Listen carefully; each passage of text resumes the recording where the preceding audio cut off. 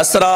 معراج، اعراج، نبی دو عالم صلی اللہ علیہ وآلہ وبارک وسلم کا یہ جو معجزہ معراج ہے اس کو 3 حصوں میں تقسیم فرمایا گیا۔ ایک ہے اسرا، ایک ہے معراج، ایک ہے اعراج۔ نبی پاک علیہ الصلوۃ والسلام کا مسجد حرام سے مسجد اقصیٰ تک جانا، انبیاء کرام علیہ السلام کو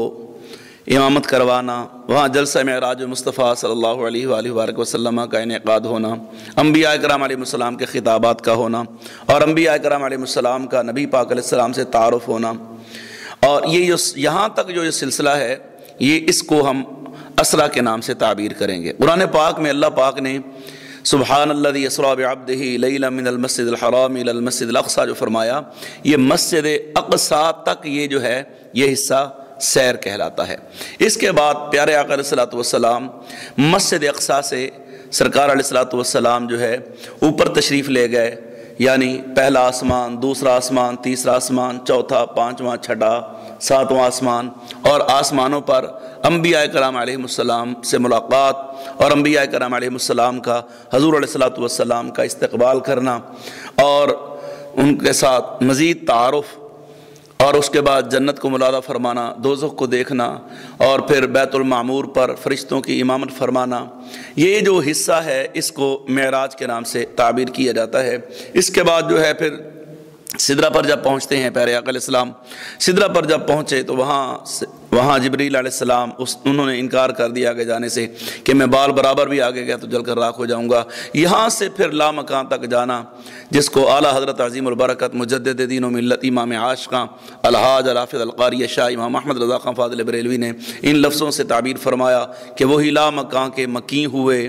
سر عرش تخت نشیں ہوئے، یہ نبی ہیں جن کے ہیں وہ مکان، وہ خدا ہے جس کا مکان نہیں۔ تو لامکان تک جانا اور پھر اللہ پاک کا دیدار پانا، اور اللہ کی پاک بارگاہ میں جب تک اللہ نے چاہا فکانا قاب قوسین کی منزل پر فائز ہونا،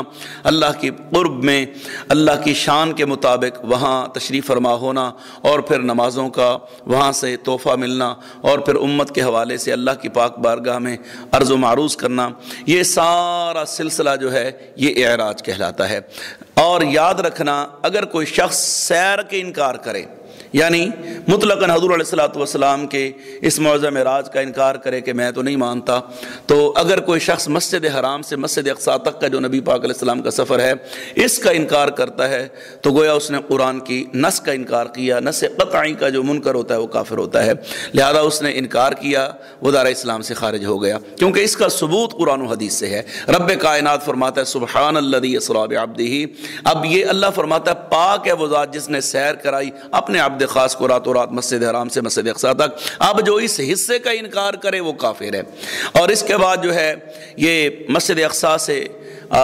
سدرۃ المنتہا تک یہ حضور علیہ السلام کا معراج ہے، یہ احادیث مبارکہ سے ثابت ہے۔ نبی پاک علیہ السلام جب واپس آئے تو حضور علیہ الصلوۃ والسلام نے صحابہ اکرام رضوان اللہ تعالیٰ علیہم اجمعین کو فرمایا، کفار مکہ کو فرمایا، اور پھر حضور علیہ الصلوۃ والسلام نے معجزہ معراج کا تذکرہ فرمایا کہ میری فلاں نبی سے ملاقات ہوئی، فلاں آسمان پر ہوئی، اور میں کیا کیا دیکھ کر آیا ہوں، اور پھر حضور علیہ الصلوۃ والسلام کا اللہ کی پاک بارگاہ میں جانا، وہاں سے واپس آنا، یہ جو کچھ بھی نبی پاک علیہ السلام نے فرمایا، چونکہ حضور علیہ السلام کا فرمانا اپنی مرضی سے نہیں ہوتا، وما ينطق عن الهوى ان هو الا وحی یوحى، کہ اللہ پاک فرماتا ہے میرا محبوب اپنی نفسانی خواہشات سے نہیں بولتا۔ حضور جب بھی بولتے ہیں تو اس میں بھی اللہ کی مرضی ہوتی ہے، لیکن چونکہ یہ حصہ قرآن پاک نے نہیں بیان فرمایا۔ ہاں قرآن پاک میں ایک مقام پر آیا فکان قاب قوسین او ادنی فاوحى الى عبده ما اوحى، اب یہ وہ راز کی باتیں ہیں جو ہر ایک نہیں جان سکتا، اور نبی پاک علیہ السلام نے جتنا بتایا اب زبان مصطفیٰ سے جو نکلا، اگر وہ کوئی شخص اس کا انکار کرتا ہے، کہتا ہے کہ میں تو اس کو بھی نہیں مانتا،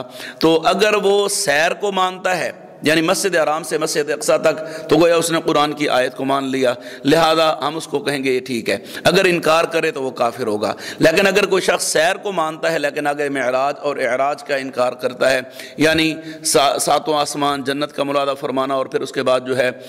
سدرۃ المنتہا سے نبی پاک علیہ السلام اوپر تشریف لے گئے، اور انبیاء کرام علیہم السلام یہ سارے کے سارے نیچے رہ گئے، حضور کا اوپر جانا، اللہ کی پاک بارگاہ میں دیدار پانا، اگر کوئی اس کا بھی یعنی اس کا اعراج معراج کا بھی انکار کرے تو ہم اس کو کہیں گے یہ گمراہ ہے، اللہ اس کو ہدایت عطا فرمائے۔ اب رہی بات کہ یہ خواب کی بات ہے، تو بعض حضرات بڑی شد و مت سے اس سے انکار کرتے ہیں کہ جناب یہ تو خواب کی بات ہے۔ اگر خواب کی بات ہوتی تو اتنے دلائل دینے کی ضرورت کیا ہے؟ اب نبی پاک علیہ السلام جب تشریف لاتے ہیں تو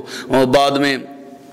کفار مکہ سرکار کی بارگاہ میں حاضر ہوتے ہیں اور کہتے ہیں جناب آپ اگر مسجد اقصیٰ گئے ہیں تو فرمائیے ہمارے قافلے تھے اور جو نشانیاں ہیں جو لوگ وہاں دیکھ کر آئے تھے مسجد اقصیٰ کو، ان کو سامنے بٹھا لیا کہ بتائیں ستون کتنے، دروازے کتنے، کھڑکیاں کتنی، اور وہ پوچھتے جاتے ہیں، حضور علیہ السلام بتاتے جاتے ہیں، ارشاد فرماتے جاتے ہیں۔ تو یہ خواب کی بات نہیں تھی۔ اگر خواب کی بات ہوتی تو ان کو اتنی تگدو کرنے کی ضرورت کیا ہے؟ یہ حقیقتاً، اور یہ بے عبد ہی، عبد جو ہے اس کا اطلاق روح مال جسد، یعنی جسم مبارک میں روح مبارک ہوگی، تو یہ اللہ پاک نے یہاں پھر بحبیبہ بنبیہ بخلیلہ نہیں فرمایا، برسولہ بھی نہیں فرمایا، بعبد فرما کر ان لوگوں کے اعتراض کا جواب دے دیا کہ یہ خواب کی بات نہیں ہے، یہ جسمانی معراج ہے۔ ورنہ اللہ پاک کو کیا ضرورت تھی پہلے سبحان الذی سے لفظ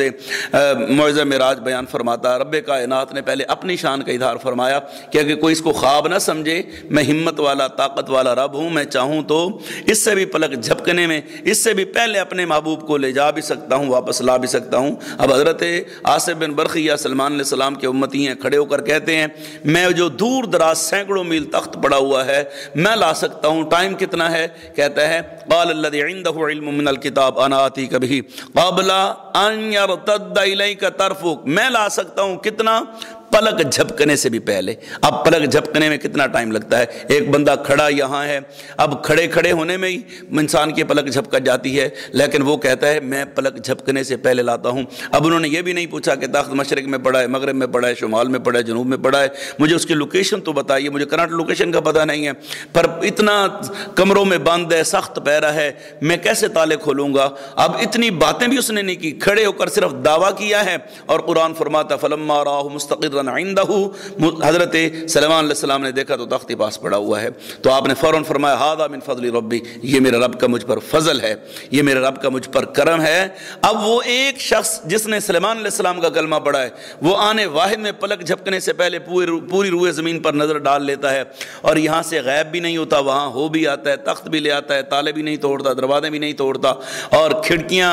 اور دیواریں وہ ساری کی ساری سلامت ہیں، اور چھت کو بھی نہیں کھولتا، اور چابیاں بھی ملکہ بقیع کے پاس ہیں۔ وہ آنے واحد میں گیا اور واپس بھی آیا، اور قرآن فرماتا قبل ان یرتد الیک طرفک، پلک جھپکنے سے پہلے لے آیا۔ تو میں پوچھتا ہوں اگر سلیمان علیہ السلام کے امتی کو یہ مقام مل سکتا ہے تو حضرت سلیمان علیہ السلام ان سے پوچھئے کہ آپ کا بھی کوئی امام ہے؟ اگر ان کے غلام کی یہ شان ہے تو حضرت سلیمان علیہ السلام کے امام تو میرے آقا ہیں جو سارے نبیوں کے امام ہیں، تو ماننا پڑے گا کہ یہ آپ کے لیے، میرے لیے، اور جو مادی ذہن رکھنے والے لوگ ہیں، یہ آپ کے لیے میرے لیے تو ناممکن ہو سکتا ہے،